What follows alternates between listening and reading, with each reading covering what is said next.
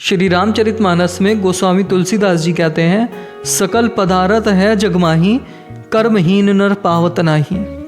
गोस्वामी तुलसीदास जी समझा रहे हैं कि इस सकल ब्रह्मांड में, इस दुनिया में सभी पदार्थ हैं, सभी पदार्थ इस दुनिया में हैं, लेकिन वो व्यक्ति जो कर्महीन है वो व्यक्ति उन पदार्थों को नहीं प्राप्त कर पाता है। सकल पदार्थ अर्थात सब कुछ, लग्जरी कार, बंगला, विला, क्या चाहिए, सब कुछ, अच्छा पद, अच्छी पोजीशन, अच्छा पैसा, सब कुछ है। बस कमी किस चीज़ की है? वो कमी है कर्म की। और कैसा कर्म?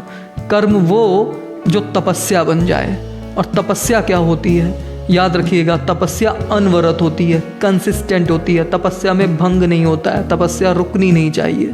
इसलिए अगर आपको कुछ पाना है लाइफ में, आपका कोई एम है, कोई लक्ष्य, उस लक्ष्य को आपको प्राप्त करना है, तो उसकी पहली कंडीशन होनी चाहिए कि आपका कर्म उस लक्ष्य के प्रति तपस्या होना चाहिए, सिर्फ कर्म नहीं होना चाहिए। और तपस्या होने का मतलब है कि वो कर्म आपका कंसिस्टेंट होना चाहिए, अनवरत होना चाहिए, आपके मूड पर डिपेंड नहीं होना चाहिए कि अरे हमारा आज मूड नहीं है काम करने का, हम नहीं करेंगे।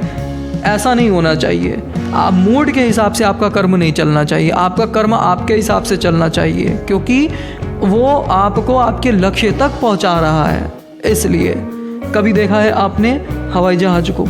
अगर आप कभी हवाई जहाज़ में बैठे होंगे तो आप देखेंगे कि जब हवाई जहाज़ उड़ता है तो वो सीधे उड़ नहीं जाता है, पहले वो दौड़ता है, रन करता है और तब वो उड़ता है। तो और वो उड़ता भी कब है? उड़ता तब है जब वो अपनी दौड़ की पीक पर पहुंच जाता है। अरे जब आपने दौड़ना ही नहीं सीखा तो उड़ना कैसे सीख सकते हैं आप? इसलिए पहले दौड़ना सीखो और अपनी पीक तक दौड़ना सीखो। पूरी जान लगा दो, पूरी ताकत लगा दो दौड़ने में।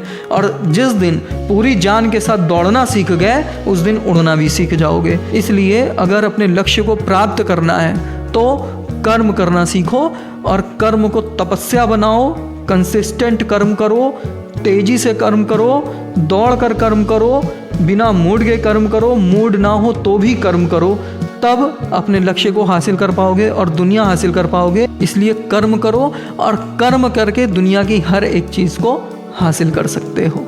Good luck. वस्टेन with doctor Arvind. Thank you.